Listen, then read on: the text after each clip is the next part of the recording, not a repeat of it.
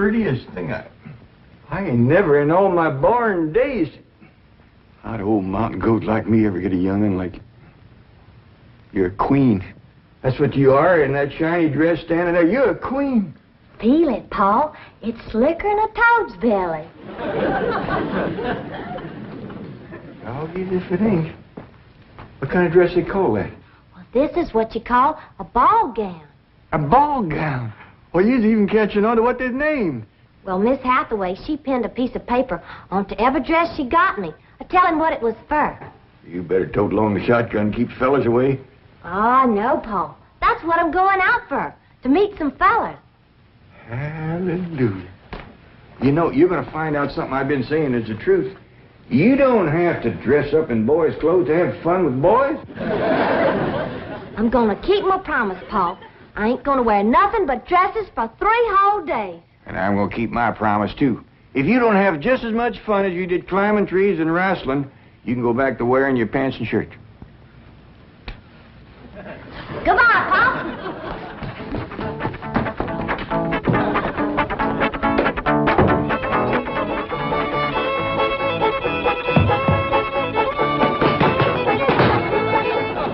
What you doing? Killing ants?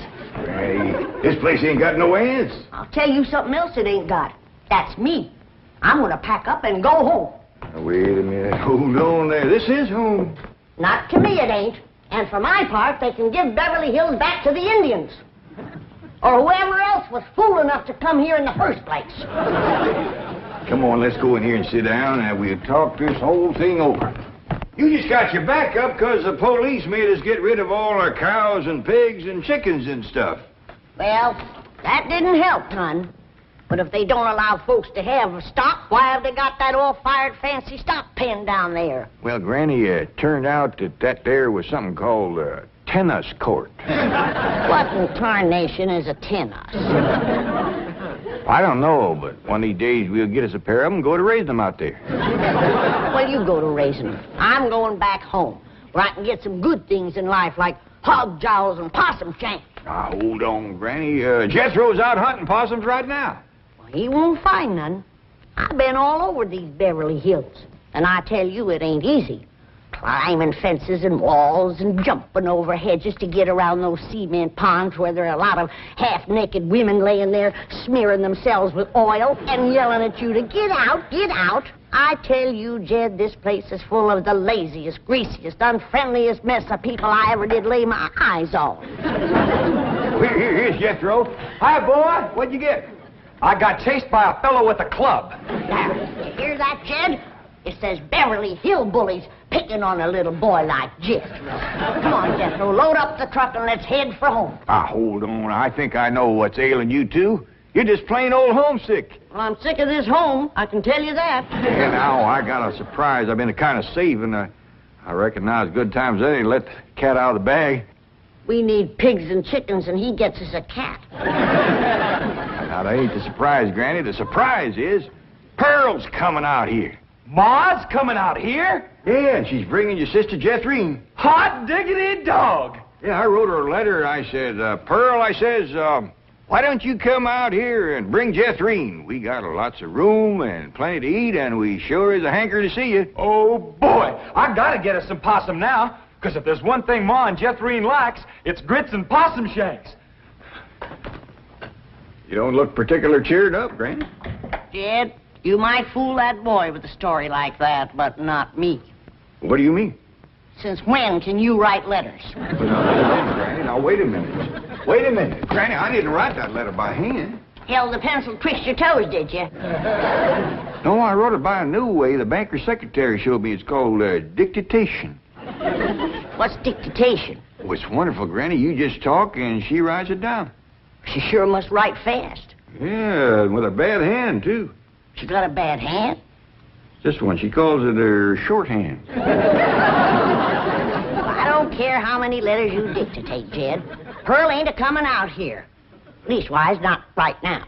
Well, sure she is, Granny. She's looking to find a husband for Jethrine. I'll tell you who Pearl is a-looking to get a husband for her. Pearl. And I think she's got her cap set for that oil man that bought your swamp. Mr. Brewster?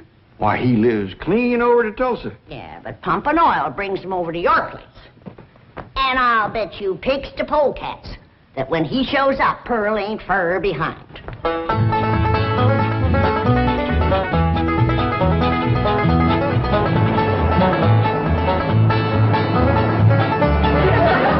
There he is. Hold on, Jeffrey.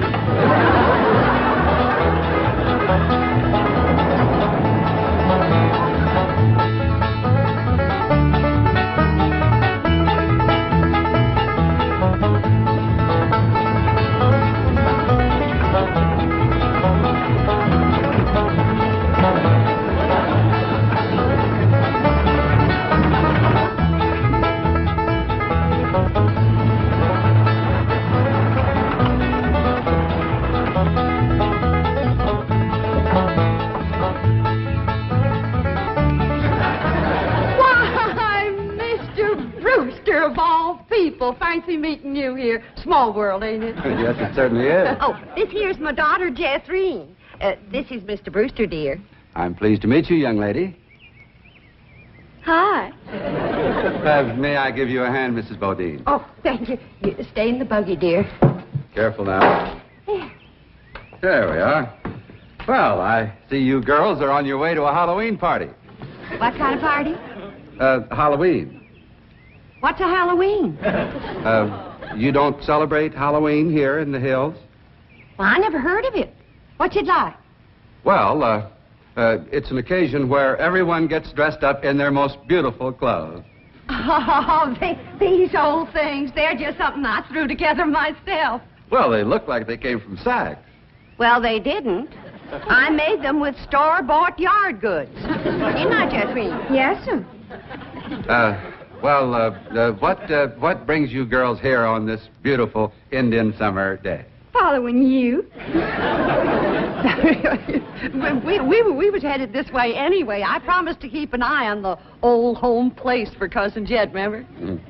Oh, I hope he won't mind that I had a telephone put in the cabin. You see, we're using it as a sort of a field office. Oh, he won't mind. Especially if you would show it to me and I could see for myself that there was no damage done to the cabin. Well, that's quite all right. Come along, huh? Yes, stay in the buggy, dear. Well, perhaps you'd like to stretch your legs. They're long enough now. Jethreen's awful tall for age. She takes after her father. Her late father, that is. I'm a widow. Yes, I believe you told me. Oh, that's right. That's when you told me you was a widower. Yes. You, still are, I suppose. A widower? No, yes. Stay in the buggy, dear.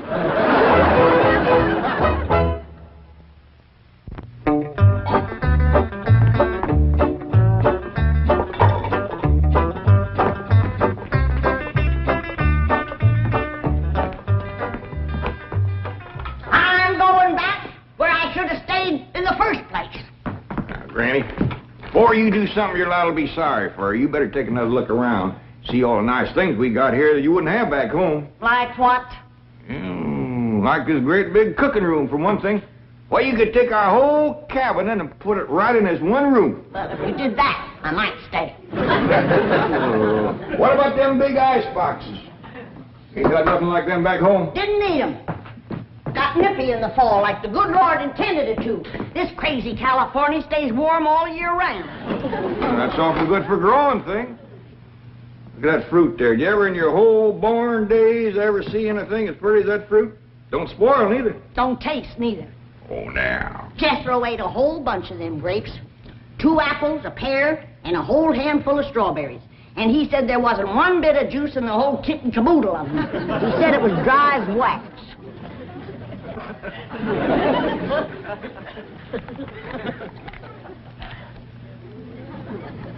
Here's a mighty dry and gummy.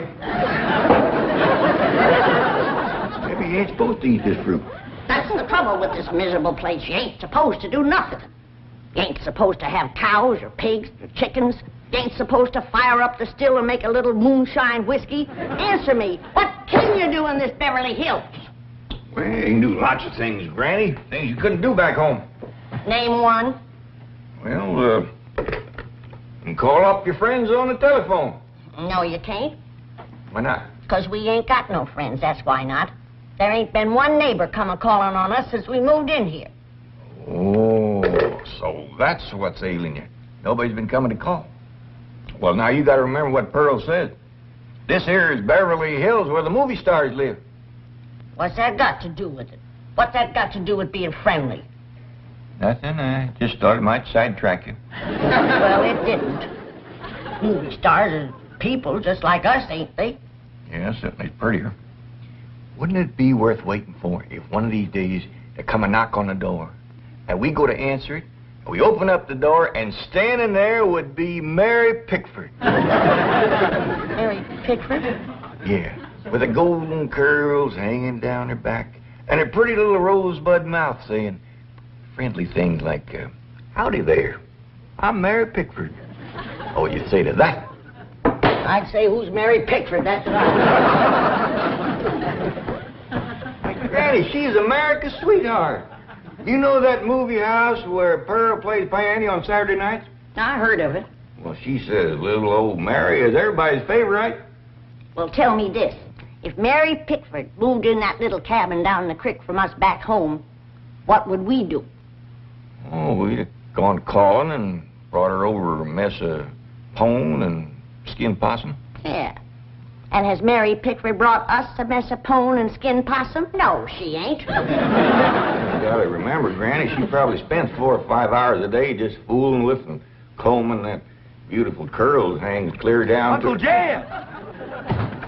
Well, hello, Jethro. What'd you get this time? I got arrested. Yeah. Policeman, he took my gun away. He said they don't allow hunting in Beverly Hills. That does it. That does it. Then he pointed to old Duke here. He said, that dog had his rabies shot? And I said, no, sir, that dog ain't had nothing shot. I'm careful with a gun. What'd he say? He said, oh, a wise guy, huh? So he put Duke and me in his police car. But we jumped out and run. Oh, is Ma and Jethro here yet? No, and they ain't a-coming. Now, if you want to see your ma and your sis, you pack up that truck, and you and me will skedaddle back home where folks is friendly. Now, Granny. Doggone if she ain't the muleyest little woman. Granny, now just a minute. Now, Granny, will you just let me say one thing? Well, you be quick, because I got a long trip ahead of me. Granny, I know it ain't been easy for you out here. New things is always vexing, especially at your age, but I'm bound and determined to keep this family together. And if you go back to the hills, we's all going with you. Now, I'm asking you please to stay. Not for my sake, but for Ellie Mae. Granny, what this place has done for her is a plain miracle. Why, that wild Injun has become a grand lady. I wish you could have seen her go out that door looking like a queen in a picture book.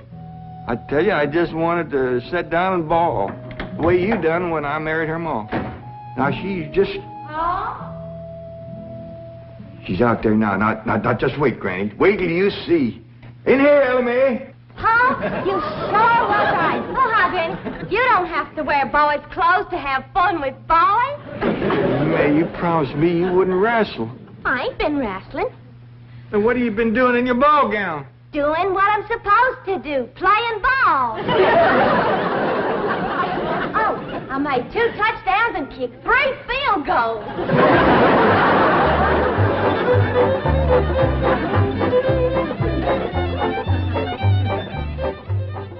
Well, your cousin certainly seems anxious for you to come to Beverly Hills, Mrs. Bodine. Will you? Mrs. Bodine? Yeah. Will you? Yeah. Will I what? Go to Beverly Hills to visit your cousin, Mr. Clampett. Oh, well, not right now. I'm awful busy. You see, I do fancy sewing and hat making and give beauty courses and personality building and music lessons. Then on Saturday, I play the piano over the movie show to Oxford. And then, of course, there are my young ones, Jethro and Jethrine. Of course, they're no trouble. Jethro's in California, and Jethrine, she's fixing to get married. Well, congratulations. When's the wedding? Soon as she finds a fella. Well, you certainly are a busy woman, Mrs. Bodine. Yeah. As Cousin Jed used to say, Pearlie Tay, The fella that gets you sure don't have to worry about supporting you. This is the phone I was telling you about. It's called a field telephone. Now, with this, I can communicate directly with the men working at the drilling site.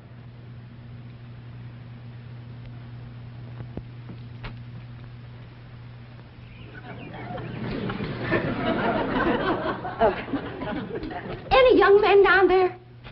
Oh, yes. Any unmarried young men? I'm sure there are.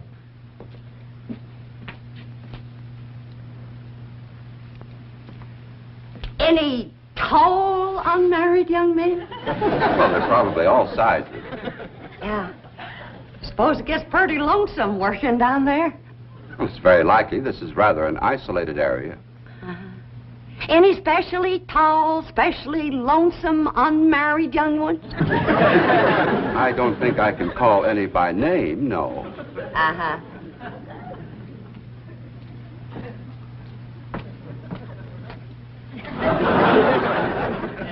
Well, I was just wondering.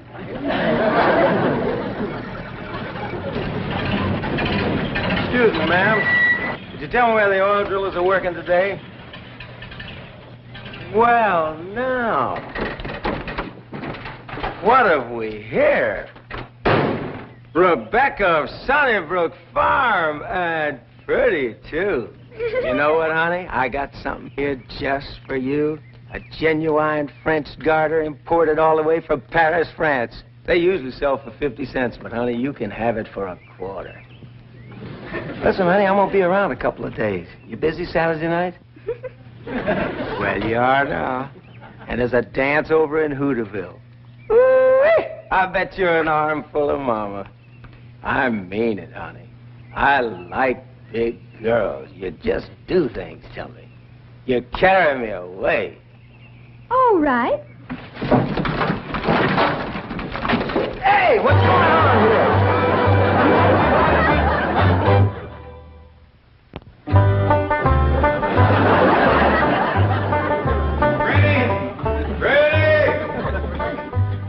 There you are. What are you doing? I'm figuring. And I figure best when I'm fishing. Ain't no fish in there. I ain't fishing for fish. I'm fishing for figuring. Hey, what kind of figuring you fishing for? I'm fishing to figure how I can get home. Now, Granny, I've been doing some figuring, too. And you know, I think I got it figured out how come the neighbors ain't come to visit us. I'm listening. Well, I got it figured. Out here in Beverly Hills, instead of them coming to see us, we go to see them. How come? Oh, I don't know how come. That's just the way I got it figured.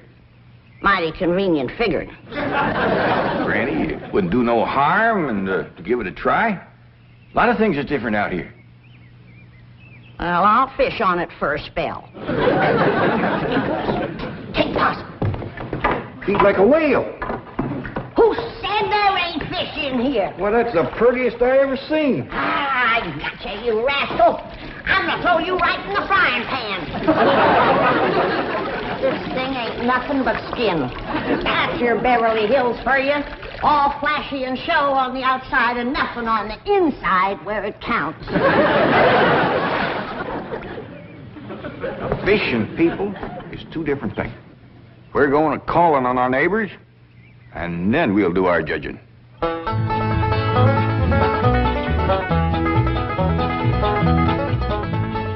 Well, let's see now. Which neighbor shall we call on first? Mr. Drysdale's off in Boston with his missus, so let's go this way. If you ask me, let's go back that way. Now, Granny, you promise. Come on, everybody, let's go. You reckon they'll give us a mess of pone or something, Paul? Or maybe some salted down possum. Probably so lie on us.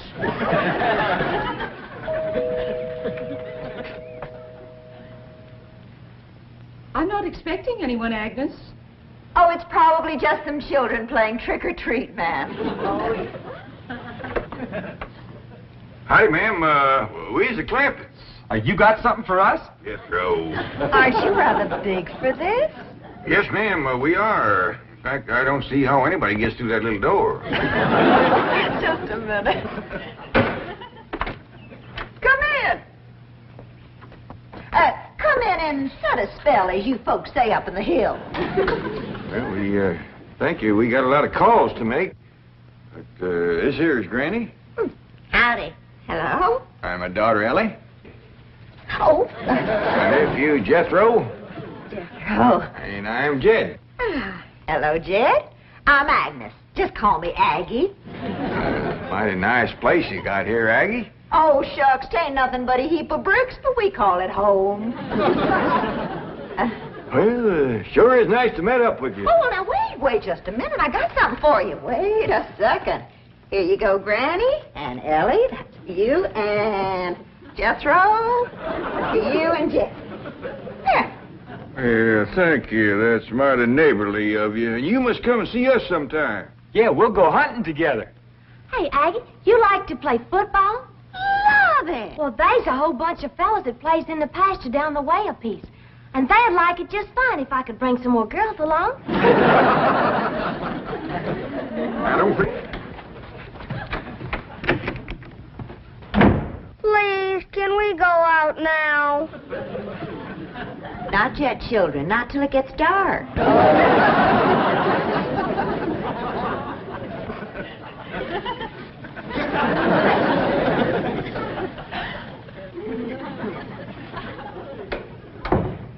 Ain't that the most pitiful thing? Heart-rendering. Just heart-rendering. Nice-looking woman. Friendly as you please. But them young'uns is the homeliest I ever see. Wonder she didn't want to come a-calling on us. Yeah. Reckon I'd stay home, too, if my kids looked like that. Kid, I ain't never gonna say a bad word about nobody. I know what you mean.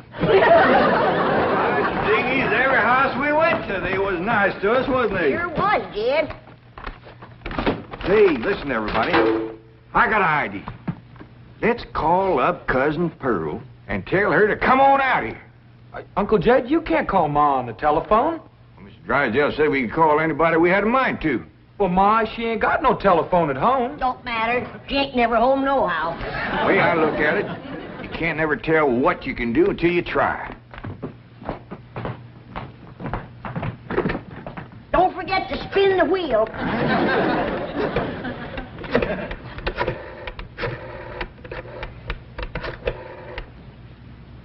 Howdy, ma'am.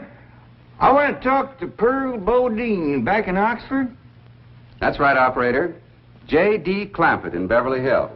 Oh, Jed's sure gonna be surprised to hear me talking at him on this thing. Oh, they're ready to make the connection. Hello?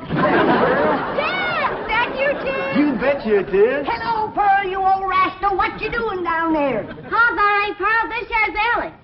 Jethro talk in a minute, but first I want to say something. You gotta come out here to Beverly Hills and bring Jethrine. If she can't get a husband out here, there ain't no hope. You ain't never seen so many homely young'uns in all your born days.